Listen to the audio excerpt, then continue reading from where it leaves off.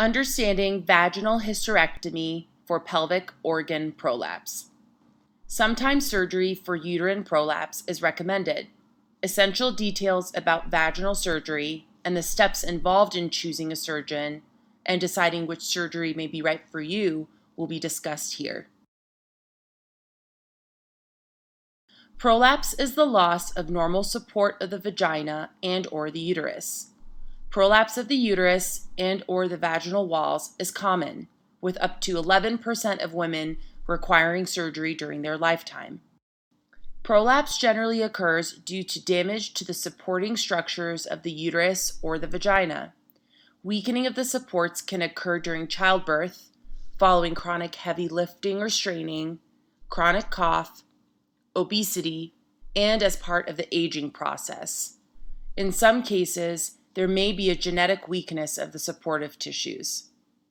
Prolapse of the uterus can cause an uncomfortable bulging sensation, a feeling of fullness or pressure in the vagina. In a more advanced prolapse, the cervix, which is the organ that is the opening to the uterus, can extend beyond the entrance to the vagina. In some cases, surgery is recommended because your uterus has fallen or is dysfunctional.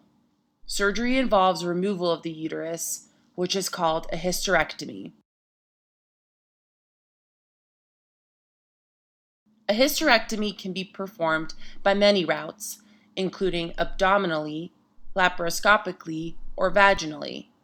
The route is determined primarily by the size and mobility of your uterus.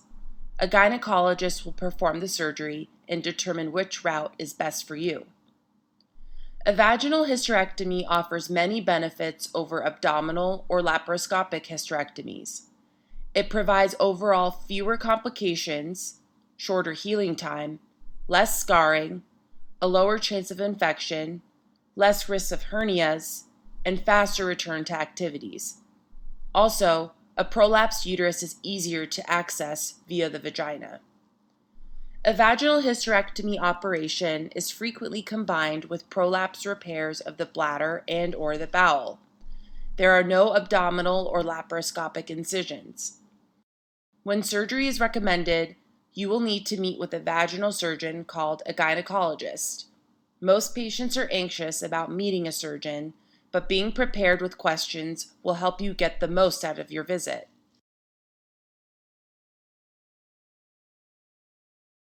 It is best to spend a little bit of time locating an experienced vaginal surgeon.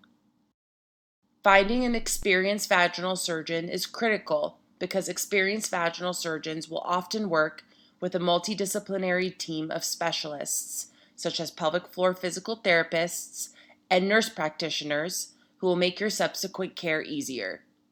Please make sure you are comfortable with your vaginal surgeon and that you trust their judgment and expertise.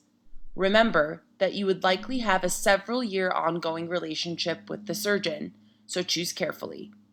Discussing the pros and cons of the different hysterectomy options is critical.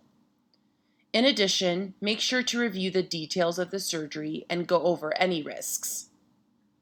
Remember that the female organs include the vagina, cervix, uterus, fallopian tubes, and ovaries.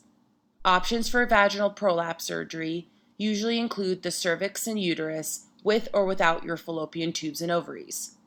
This will be a personal decision for each patient, but your surgeon will generally make their recommendations based on your age and personal preferences.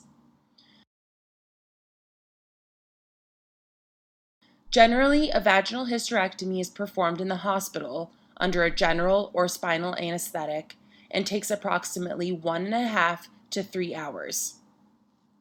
During surgery, a cut is made inside the vagina around the cervix. The uterus is disconnected from its blood supply and then carefully removed from around the bladder and rectum.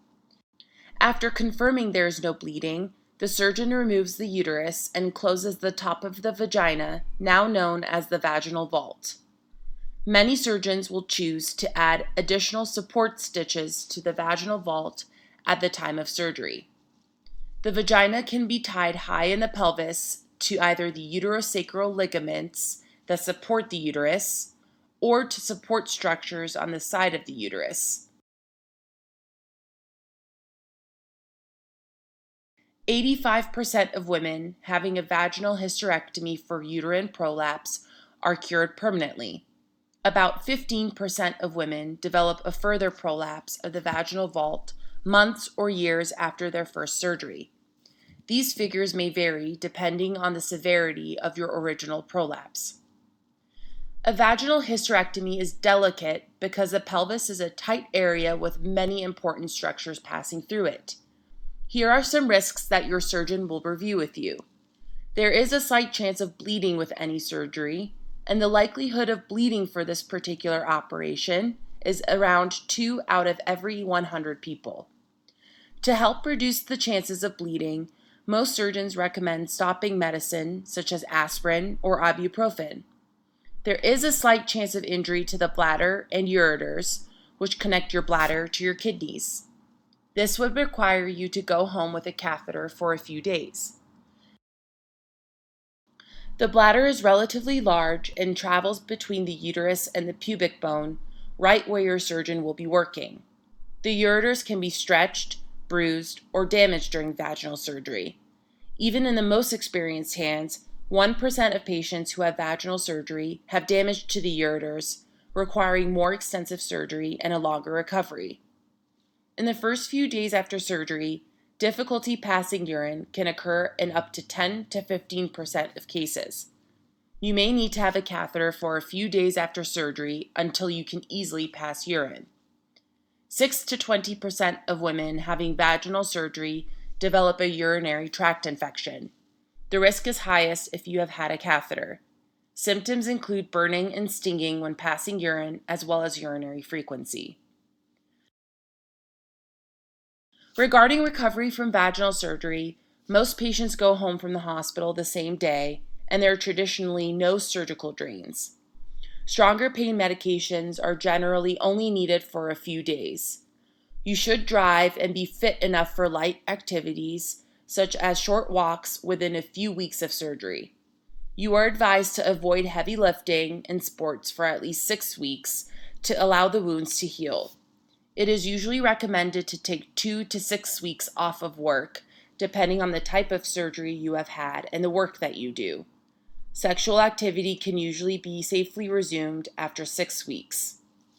After surgery, you will usually come back to see the vaginal surgeon in a few weeks and go over any pathology reports. The surgeon will go over all of the available information and let you know the recommended follow-up. Remember that your surgeon and their team will be there for you if you need advice or help in the future.